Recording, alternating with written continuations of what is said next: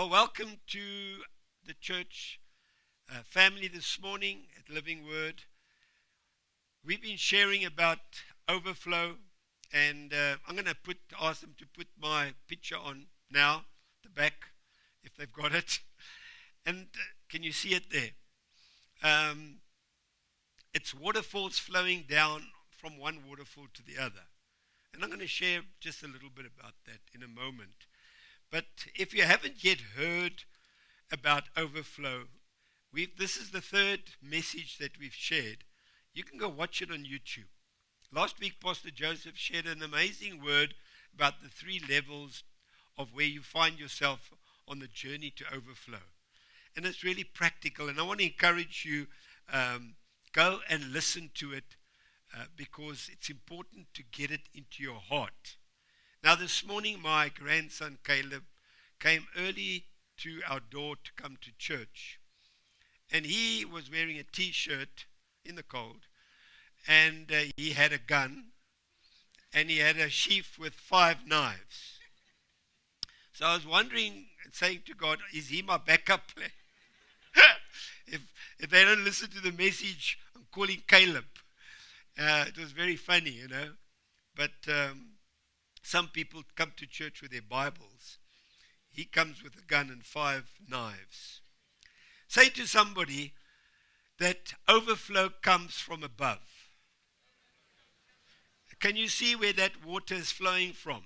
It's coming from the top. Can you see it? Something rained on that river. Where did that rain come to cause the river to flow? Came from above. Isn't that right? I'm going to share with you this morning that overflow comes from above. But it doesn't stay there. What happens to that water once it flows over the top? It reaches another waterfall, like there, and it fills that pool, and then that pool overflows. And sometimes there are waterfalls that I think there's something like 8 or 9 or 10 of them that flow from one another in the world. Some of them probably even more. They fill the one, then the other one flows. And I thought that's a good picture of what God wants to do for you and I. He wants it to flow out of our lives into the lives of people. Their lives are full, they overflow, and it never stops. Normally water doesn't flow up. It's unnatural unless you pump it up. But in the natural, it flows from the top down. And so I want to say to you this morning, overflow comes from above. Now, everybody here wants overflow, especially financial overflow. Is anybody that says, Pastor Jack, my house is full, my garage is full, my warehouse is full, my neighborhood is full, there's so much money around me, I don't know what to do with it. Please come see me afterwards. I'd like to help you with your problem. Because everybody wants overflow. Don't feel bad about it. Because why? You want overflow so that you can be that waterfall that brings life to people that are below you. Amen. And they are filled and others below them are filled. That's God's plan. Amen. And I'm going to show you practical things this morning, how you can make that happen. Are you ready? That you can be a vessel of overflow. Can you say that with me? I want to be a vessel of overflow. Now, you know that you don't get to overflow until you're full, eh? You know, overflow, as I said the first time I shared, comes from a life that's full. Once it's full, there's nowhere to go. It's overflow. Amen. We're going to get there. And as a church, we're believing that for our whole church. Now I want to show you a principle of the master and slave principle when it comes to money and how you relate to it. And then I'm going to show you how to release overflow in your life in a very practical way from the Bible. I didn't make it up. And in between, I'm going to share a testimony or two. And then I'm going to end with a prophetic prayer from the Bible over your life, your family. And I'm going to read it, and I'm going to ask you to read it with me. Are you ready this morning? Amen. Now, last time I shared with you, if you could remember, it was about a man and his money. God spoke a parable to these miners or talents he gave people. Some people called it bags of gold in the Bible. It's translated that way. At the end of the day, he gave it to different people because it was a parable. And he said, when he left, he said, make my money work. Can you say that? Make my money work. That is a prophetic word for you. Make your money work. Now, the enemy's goal, listen to the enemy's goal. The enemy's goal in my life, in your life, is to make you work for money. How many of you have ever heard what's happening in our country today? I can't even count the many scandals there are. What are those scandals about? Money. How people don't understand the relationship they should be having with money. Have you heard about those scandals? All right. So it's a real thing that's happening right now. Do you know that Jesus didn't know that we would have crooked politicians when he was alive? Yet he still spoke about this occurrence because he knew the power of money. And 2/3 of the Bible's parables, by the way, is about a man and his money. Now, God's not wanting your money. God wants you and I to have a right relationship with money. That's all he wants. And so the parables is to teach us how to be astute in that area. Now, it's funny, when you think about this thing about the devil wants me to work for money, and God wants money to work for me. Can you see a difference here? The devil wants me to work for money. God wants my money to work for me. So it's a relationship. The one is the slave, and the other one is the master.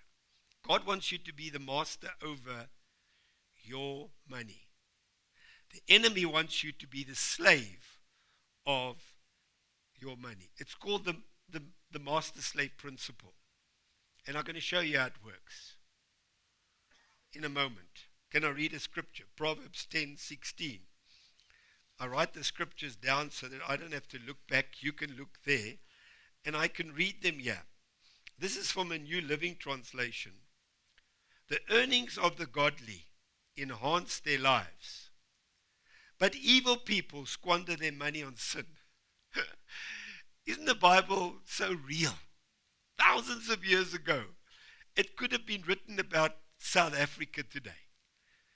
It says the earnings of the godly enhance their lives, but evil people squander their money on sin. Romans 6 verse 16. Let me just read the scripture to you. It's also a New Living Translation. Don't you realize, Jack, and Jack is just, I put it in there, that you become the slave of whatever you choose to obey. Whatever I choose to obey, I become its slave. You can be a slave to sin, which leads to death, or you can choose to obey God, which leads to a righteous life. So God is saying that his desire is for us not to be a slave to money, but for us to be its master. It needs to work. I always say, money, you need to work for Jesus, because that's why God gave it to me. Now, don't get offended. It doesn't mean that you can't use money for anything that you want. I just want to show you a principle now. Have you ever heard the principle, money talks? Have you? In business, money talks. Have you heard that principle? You know who it's talking to? You. It's saying only one thing it's important for it to say. Now, when I say money talks, it's the spirit behind money is called the mammon spirit. It wants to talk to you. It wants to whisper niceties into your ear. It wants you to be its slave. And God is saying to you and saying to me, Jack, you must master your money. You must be in control. Remember what the scripture says. Now, How many of you have had children, wives, husbands, that their money talks to them? And what is their money literally saying to them? Please tell me. What is money saying to you? Spend me. Spend me, brother. Spend me. Now, it's not a problem. Now, there are institutions that the devil is organizing against us called Temu and Shein. My wife was riding on a bicycle. I bought her a bell so that she doesn't bump into people. And Shein or Temu had this little ring. It's like like a bicycle ring. Ding! She said it went off. I said, what was it? She said it was Temu. And what is it saying to you?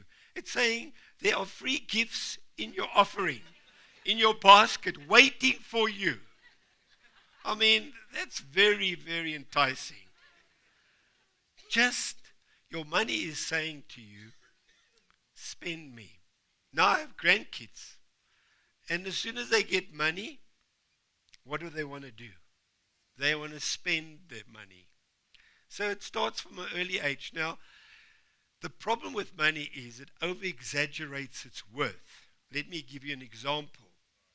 You get in a post, okay, you don't use checks anymore, but when you could use a check, they would say, you're going to get a rebate, it's in the post, 1,000 rand.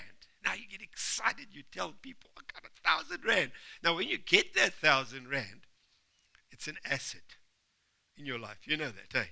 Because you never had it before. Somebody gave it to you. What does your money tell you? You need to spend it, but now it's saying, how do you spend it? Buy something, not to the value of 1,000 rand, but to 2,000 rand. You know why? Because, Jack, you deserve it. Now, I do that. Now my 1,000 rand's gone. And I sit with 1,000 rand's debt.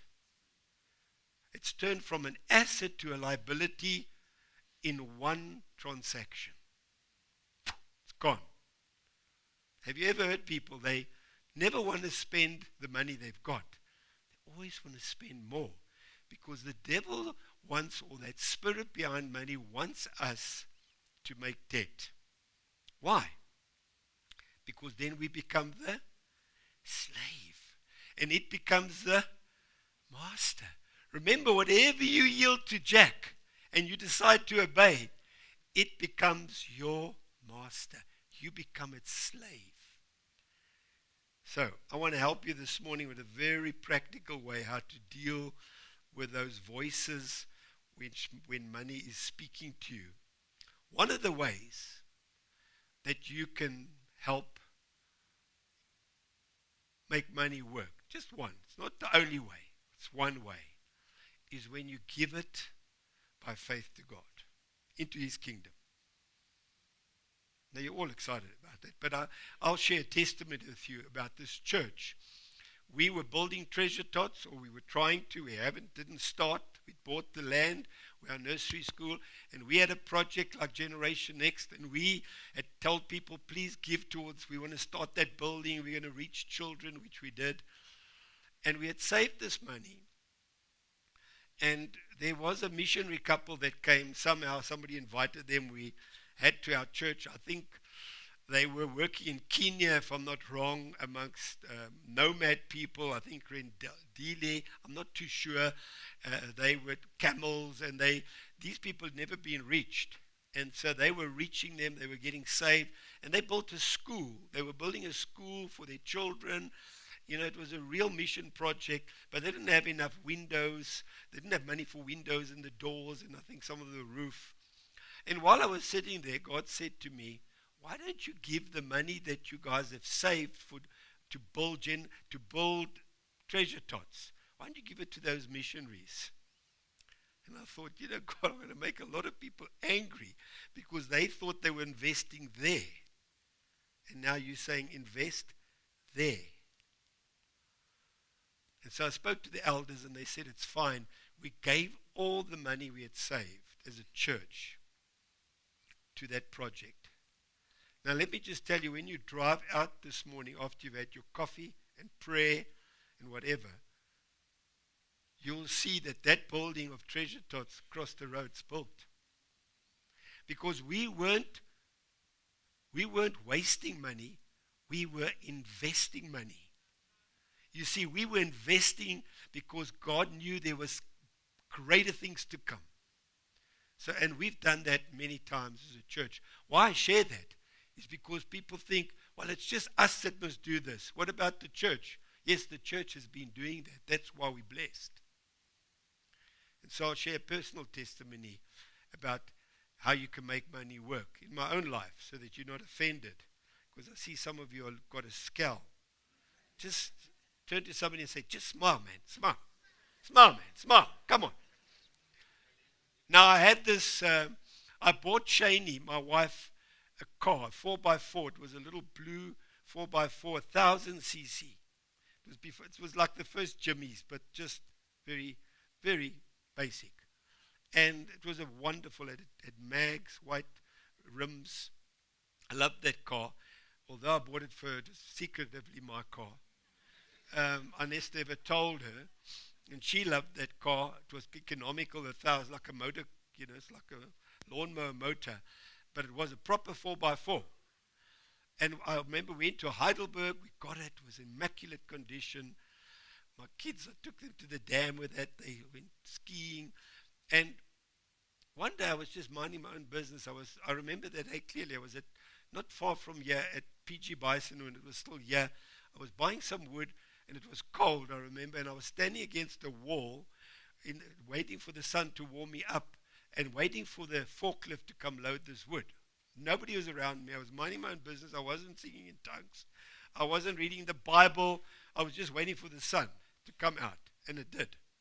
And God spoke to me. And he said, Jack, I want you to sell that Suzuki 1000cc 410, whatever it was, and I want you to give the money to a church. It wasn't our church. It was like a bolt of lightning that hit me while I was just warming up. And, I loved that car. And I thought, God, why would you do that to me? But I'd heard God's voice many times in my life. I knew it was God. I just was processing the loss. And then I said, okay. After a few minutes, I said, okay, I'll do it, Lord. I did go and tell Shani. And, whenever I tell her what God said, she's never resisted us giving things. But I said to God, listen, if I'm going to sow a seed, I want it to be much more than I bought that car for. So I put the price right up 2 years later, much higher than I bought it for. And I said, I don't want to haggle. I want it to be sold for that price. Now let me show you a miracle here. What did God say, you say? He said nothing. So I said, okay, Thursday is junk. We used to have a newspaper called the Junk Mail. You could sell and buy anything with it for social media. And I said, okay, I'm going to put it in the Junk Mail, put a photo in. And if you've ever sold anything in the Junk Mail, lots of people waste your time. The first thing they say is it available and can I buy it for half the price? Some people even say, can I pay it off? I mean, crazy people on those days in Junk Mail. So the Thursday, God spoke to me in the week. The Thursday came, I put it that week in the Junk Mail for the price that I wanted. And I got a call that same day from a guy. And I'm waiting now for the catch. And he says, I see you advertising your Suzuki in the Junk Mail. I said, yeah. He said, I'm interested. Can I come look? I thought, okay. And it wasn't long the guy came to my house. I showed him the car. I cleaned it. He saw the engine. He was happy. He said, I like this car. I want it. Took his checkbook out because those days you could still pay with a check. And he wrote me the amount for the full amount that I advertised it for. And he gave it to me. And he said, you can keep the car with a check, and when you're ready and it's cleared, call me. I'll come collect it. I'm not in a hurry. Now, that had never, ever happened to me before. Did God hear my conditions? He did. And you talk about overflow. Now I'm sitting with the money and the car. But I eventually did give the car because I got paid for it. And I gave the money to the church. And 2 years ago, God gave me a real 4x4. I'm driving it at the moment. Shani and I went to the Cape twice with it. We rode. You could never do it with a 1000cc Suzuki, little Suzuki. It would have taken forever. Now I'm telling you that story because when God spoke to me, 3 things kicked in. When God speaks to you to give, 3 things kick in. The first one is obedience. The second one is faith. You have to have faith. And the third one is you have to trust God. Will God help me? And so I'm going to share with you the principle of how to release overflow. You ready? And I'm taking it from the Bible. It's a scripture God has shown me so many times. And this is a brilliant scripture for overflow. And I'm going to read it here. Matthew 3, verse 13 to 17. Then I'm going to close with that prayer. It says, Jesus came from Galilee to Jordan to be baptized by John. But John tried to deter him, which means to stop him, saying, I need you to baptize me, or I need to be baptized by you, and now you come to me. And Jesus replied, let it be so. It is proper for us to do this. Remember, Jesus was saying both of us are doing something that's proper, that's correct, to fulfill all righteousness. Then John consented, and as you know, he baptized him. And as soon as Jesus was baptized, now, here was the transaction that was happening here, was when John saw Jesus the first time, he said, this is the Lamb of God that takes away the sin of the earth. And Jesus was stepping into that prophetic calling that God had for him, to be the spotless lamb. But who was going to give the sacrifice? He was. He was going to lay his life down. And this was the beginning. And so what Jesus did, he obeyed the Father. He had faith in his heart because he knew God, his Father. And now he had to put his trust in God. And righteousness is an interesting thing. It means to have a right standing. Your children are not brilliant people. The reason why you have them in your home is because they have a right standing. They are your children. And that's what God expects of us. He said, listen, I don't want you to be brilliant. Just you are righteous because you have a right standing with God. And this is how you release overflow. This Jesus demonstrated. He said, the first thing he did, he said, I'm coming in line with my purpose. And God said, even when John the Baptist said, maybe we should swap it around, he said, no. Let's just do it as God said. Let's have a right standing here. And the moment he did, the 3 things I always share that happened, because we're speaking, and Pastor Joseph last week spoke about an open heaven. Something supernatural happened in the story. It says, when he did it, he said, the Bible says, as soon as Jesus was baptized, he went up out of the water. And that moment, heaven was opened. How do you open a heaven? You get in line with God's plan. Whenever it comes in your life, even your finances, you obey, you trust, you have faith. The moment you do, you have an open heaven.